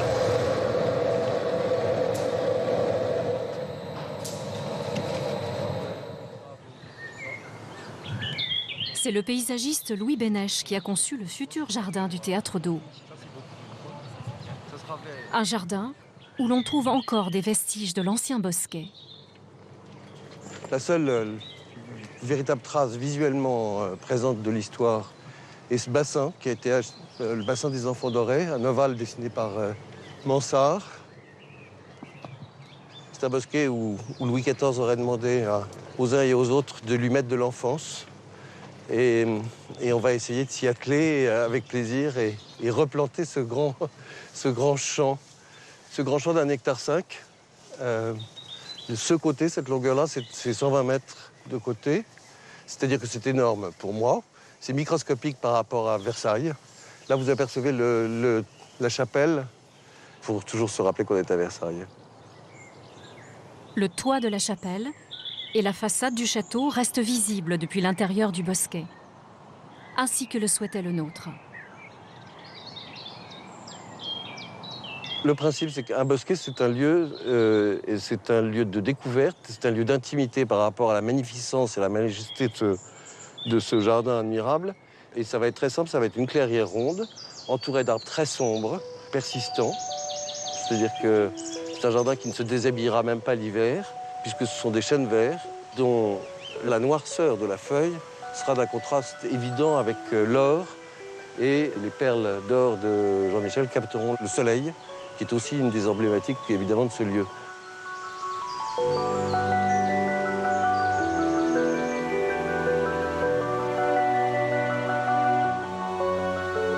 Le nouveau Théâtre d'Eau devrait être achevé en 2014. Il sera le seul bosquet ouvert en permanence au public.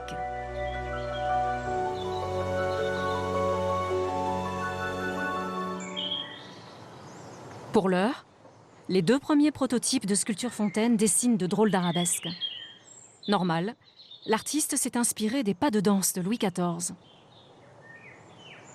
L'envie, c'est de s'inspirer de ces pas de danse qui étaient des calligraphies qui ressemblaient à ça, qui étaient posées sur le papier par un calligraphe qui s'appelait Feuillet au XVIIe siècle. Et ce calligraphe avait dessiné justement tous ces rebonds, tous ces sauts que le roi pouvait faire. Et donc là, c'est, je dirais, le premier rebond de l'entrée d'Apollon. Voilà. Donc on est dans le premier saut du roi.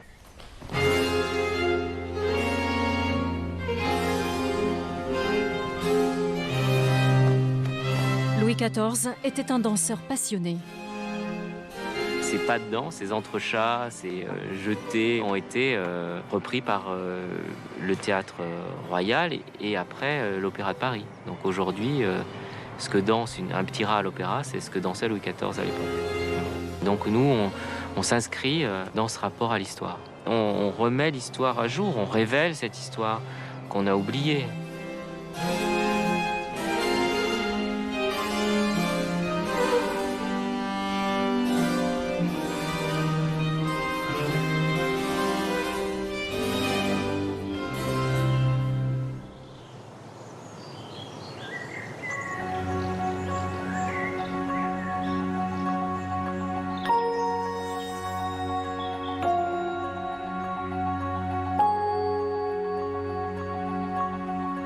Fin de journée dans les jardins de Versailles.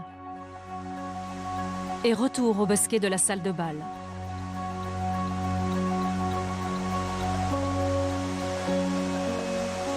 Bientôt commencent les grandes eaux nocturnes. Elles ne durent que 2 heures et la consigne est très stricte. La consommation est considérable pour les grandes eaux nocturnes, près de 4000 m3 en 1 heure. Donc évidemment, on a des réservoirs, mais ils ont une limite. Alors effectivement, on économise cette eau, elle est un bien précieux, mais comme à l'époque, puisque Louis XIV, quand il visitait les jardins de Versailles, il avait beaucoup moins d'eau qu'aujourd'hui. Et donc sur le parcours du roi, les jardiniers et les fontainiers se prévenaient en sifflant, et on ouvrait la fontaine à l'endroit où le roi allait passer, et on la fermait derrière lui. D'ailleurs, tout est organisé en réseau, ce qui fait que quand on est d'un côté du jardin ou de l'autre, on est sur le même réseau, et l'eau de la fontaine du haut va ensuite alimenter toute celle en contrebas. Le système n'a pas changé depuis l'époque.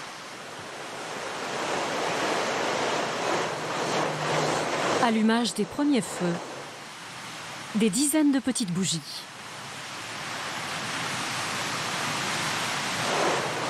Combien de bougies ce soir? 36 par 3 fois 36. Ouais, une bonne centaine. Ouais, une bonne centaine. L'effet, en effet, c'est pas de faire de la lumière avec les bougies, c'est au contraire de signaler en reprise le demi-cylindre qui est à chaque fois celui de l'amphithéâtre construit par le nôtre.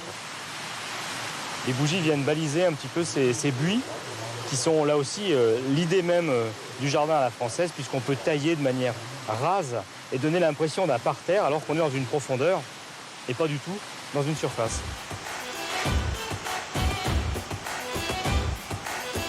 Plein feu sur la salle de bal. 21h, ouverture des bosquets. Ce soir-là, les passionnés en costume ont rendez-vous au jardin. Ambiance bal masqué et grand siècle au crépuscule.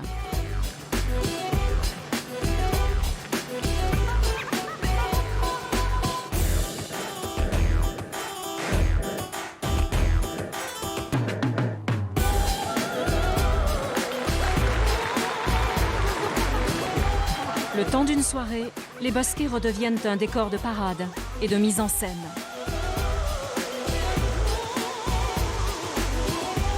L'eau, la lumière, la musique y sont à l'honneur, dans l'esprit des fêtes royales. À chaque bosquet son style.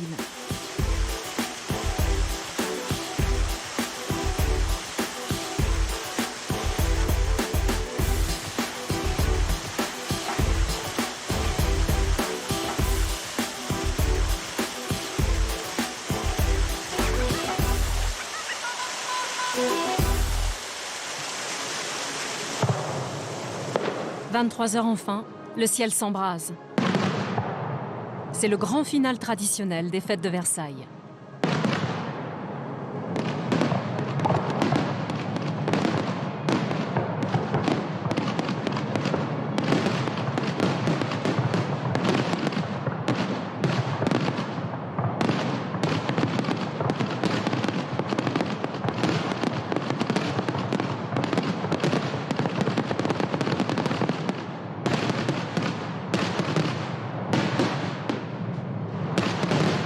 Une pluie de lumière sur les bosquets avant qu'ils ne s'endorment.